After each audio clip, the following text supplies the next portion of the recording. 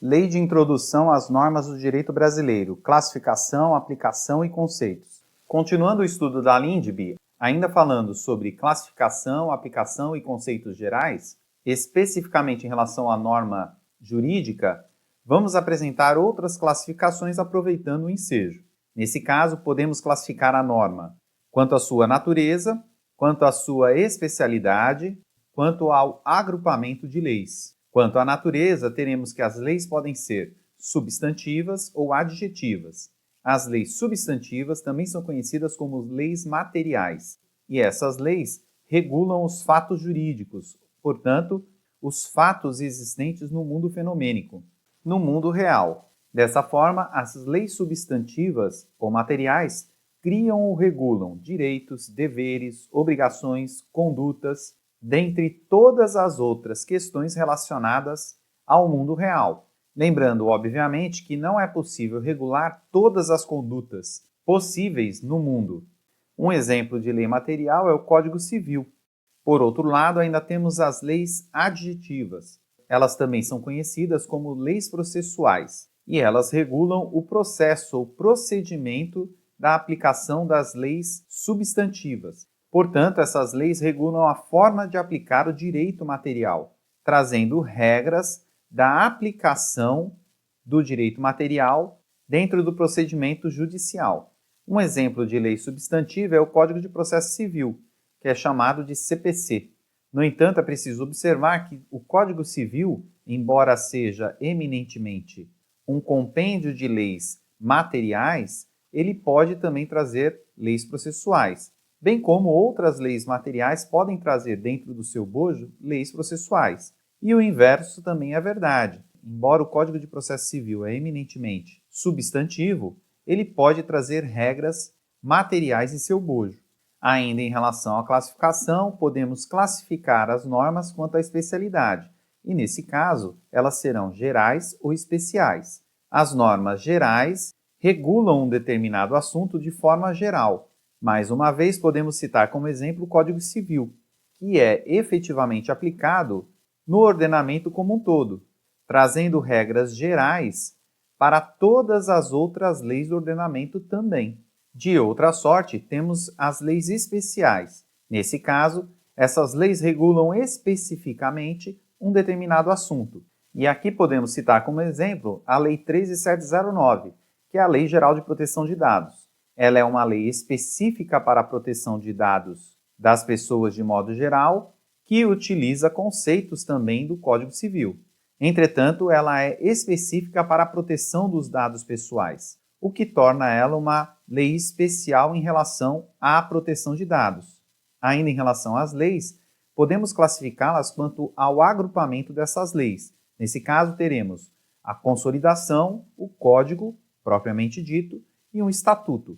A consolidação é aquele que junta várias leis de assuntos semelhantes, organizando dessa forma o sistema jurídico, sendo que essas leis são já existentes no ordenamento em um único lugar.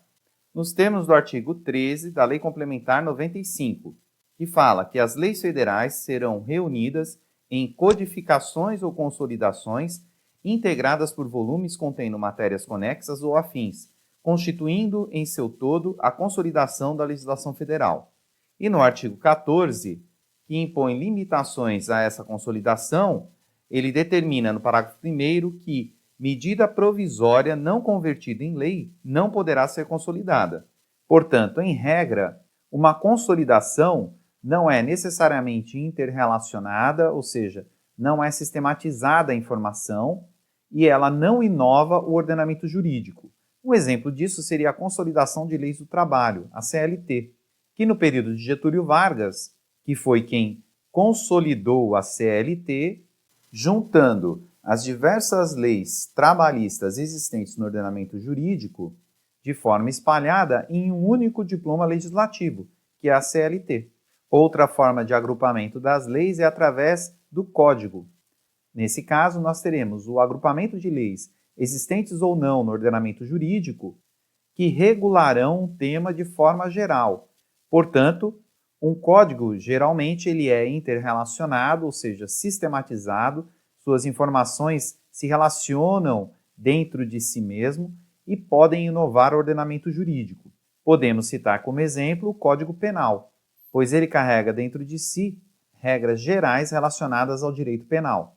Por fim, em relação ao grupamento, temos o Estatuto, e eles são microsistemas que regulam de forma específica um determinado assunto. Portanto, eles são interrelacionados, ou seja, dentro do estatuto nós temos as regras sistematizadas. O estatuto ele é especialista, pois tende a especializar um determinado assunto e, portanto, pode eventualmente inovar o ordenamento jurídico, e ele é principiológico, introduzindo dentro desse microsistema uma série de princípios e regras especializando o assunto que ele está tratando. Como exemplo de estatuto, podemos citar o Estatuto do Idoso. De forma ilustrativa, podemos dizer que o ordenamento jurídico é composto por diversas leis que podem estar espalhadas dentro do ordenamento jurídico e, por isso, são capturadas por movimentos legislativos que buscam consolidar a legislação, trazendo, portanto, a consolidação das leis. Esse ordenamento jurídico como um todo pode ter também códigos específicos ou gerais. Dessa forma, teremos o Código Stricto Sensu, que traz regras para uma determinada área do direito, podendo inclusive inovar o ordenamento jurídico, bem como os estatutos, que especializam um determinado assunto, podendo inclusive inovar o ordenamento jurídico. Assim, a consolidação e o código servem para organizar o ordenamento como um todo. O estatuto, por sua vez, serve para especializar um determinado assunto.